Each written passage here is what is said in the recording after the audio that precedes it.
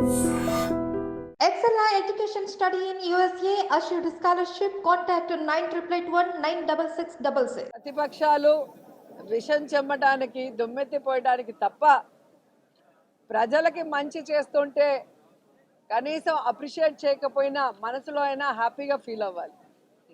ఈరోజు సంక్షేమ పథకాలైనా లేదా ఆడుదాం ఆంధ్ర లాంటి స్పోర్ట్స్ ఈవెంట్స్ అయినా కులం మతం పార్టీ చూడకుండా అర్హతే క్రైటీరియాగా తీసుకొని చేస్తున్నామనటానికి మేము 100% కట్టుబడి ఉన్నాం.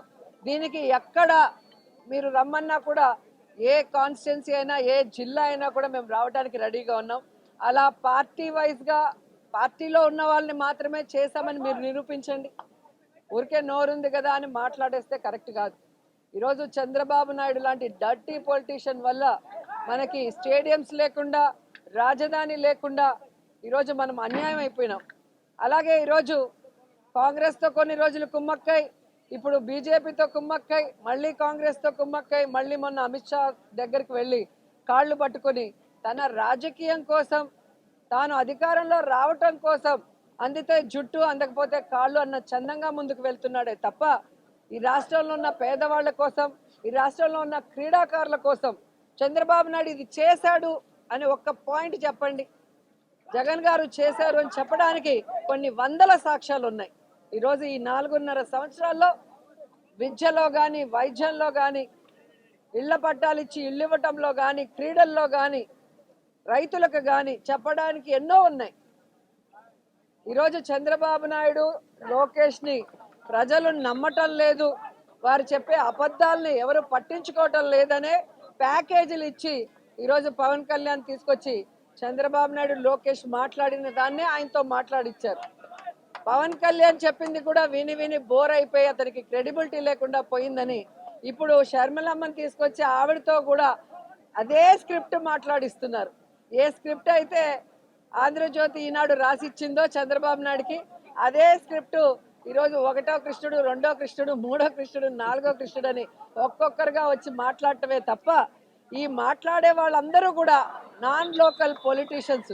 హైదరాబాద్లో కూర్చొని వాళ్ళకి పని పాట లేనప్పుడు టైం పాస్కి ఆంధ్రప్రదేశ్కి వచ్చి మాట్లాడే మాటలు ఇవని ఈ రాష్ట్రంలో ఉన్న ప్రజలందరూ కూడా గమనించారు. కాబట్టే వారి మాటల్ని ఎవరు కూడా పట్టించుకునే పరిస్థితి లేదు.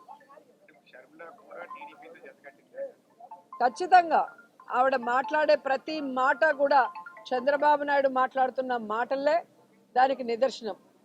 అండ్ ఈరోజు మీరు చూస్తే షర్మిల గారికి తెలంగాణ బిడ్డని, తెలంగాణ ప్రజల కోసం జీవితాంతం సర్వీస్ చేస్తానని వైఎస్ఆర్ తెలంగాణ పార్టీ పెట్టినావిడ ఈరోజు ఆ పార్టీని గాలికి వదిలేసి ఆంధ్రప్రదేశ్కి వచ్చి ఇక్కడ జగనన్నను తిట్టాల్సిన అవసరం ఏమొచ్చిందో ఒకసారి మీ అందరూ కూడా ఆలోచించాలి. రెండోది, రాజశేఖర రెడ్డి గారు బ్రతికున్నంత కాలం వైఎస్ఆర్ గారిని అవినీతి పరుడని, దోపిడీదారుని మాట్లాడిన చంద్రబాబు నాయుడు ఇంటికి వెళ్ళి బొకే ఇచ్చి కొడుకు ఎంగేజ్మెంట్కి పిలవాల్సిన అవసరం ఏముందని అడుగుతున్నాను. అలాగే వైఎస్ఆర్ పంచలూడ తీసుకొడతానన్న పవన్ కళ్యాణ్ ఇంటికి వెళ్ళి మిలాఖత్ చేసుకొని ఆయన ఎందుకు పిలవాల్సి వచ్చిందో చెప్పాల్సిన అవసరం ఉంది. అలాగే రేవంత్ రెడ్డి గారిని అయితే ఇదే షర్మిలమ్మ మాట్లాడింది, కాంగ్రెస్లో ఏముంది, ఒక దొంగ ఉన్నాడు రేవంత్ అనే దొంగ అనింది. మరి దొంగ అన్న వ్యక్తిని ముఖ్యమంత్రి అవడానికి అర్హత లేదు, రేవంత్ ముఖ్యమంత్రిని కానికుండా నేను చూస్తానని శపథం చేసిన ఆవిడ ఈ రోజు ఎందుకు వెంటనే రేవంత్ ఇంటికి వెళ్లాల్సిన అవసరం ఏమొచ్చిందో అడగండి.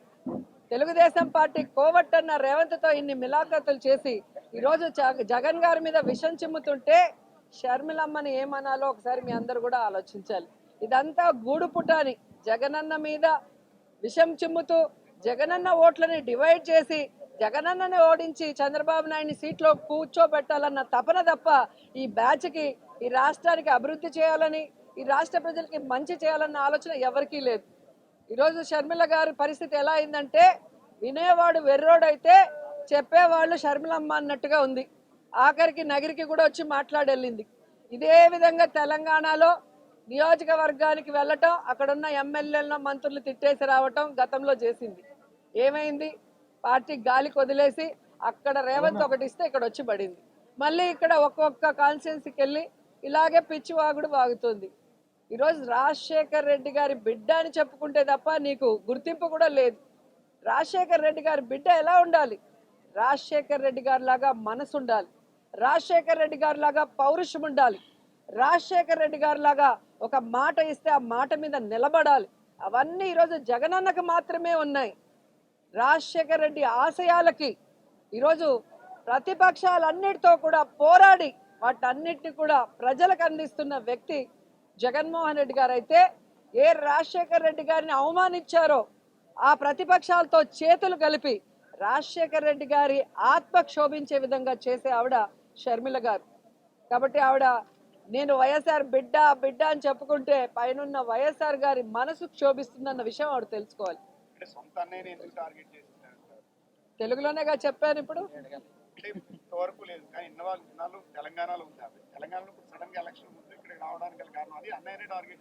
అదే కదా ఇప్పుడు చెప్పింది తెలుగే కదా, మీకు తెలుగు అర్థం కాదా? అదేగా చెప్తున్నాను, దేనికి కలిసారో చెప్పాను. ఇప్పుడు రాజకీయాల కోసమే కలిసిందంటారు అంతే, 100% అంతే కదా, వేరేముంది ఇక్కడ? వైఎస్ఆర్ గారి పేరుతో ఒక పార్టీ పెట్టి ఆ పార్టీ కోసం ఎన్ని కష్టాలు వచ్చినా, ఎన్ని అవమానాలైనా, ఎన్ని తప్పుడు కేసులు పెట్టి జైల్లో పెట్టినా ఏ రోజు ఎవరికి తల వంచలేదు, ఎవరికి చేతులు కలిపి ప్యాకేజీలు తీసుకోలేదు జగన్మోహన్ రెడ్డి గారు. కానీ వైఎస్ఆర్ తెలంగాణ పార్టీ అని పెట్టి దాన్ని గాలికి వదిలేసి ఏ వైఎస్ఆర్ గారిని చనిపోయిన తర్వాత ఎఫ్ఐఆర్లో పెట్టారో, ఏ వైఎస్ఆర్ గారు అభిమానించే ఈ రాష్ట్రాన్ని ముక్కలు చెక్కలు చేసి అన్యాయం చేశారో, ఏ వైఎస్ఆర్ కుటుంబాన్ని చీల్చి ఈరోజు వేడుక చూస్తున్నారో ఆ కాంగ్రెస్లోకి వెళ్ళి ఈరోజు ఆవిడ మాట్లాడుతుంటే జగన్ గారి గురించి ఇంకా ఇంతకన్నా సాక్ష్యం ఏముంది? ఆవిడ కేవలం రాజకీయం చేయటానికే ఆంధ్రప్రదేశ్కి వచ్చింది తప్ప నిజంగా ఆంధ్రప్రదేశ్ మీద ప్రేమ ఉంటే గతంలోనే ఇక్కడ పార్టీ పెట్టుకొని ఇక్కడే తిరుగుండొచ్చు కదా. Thank you.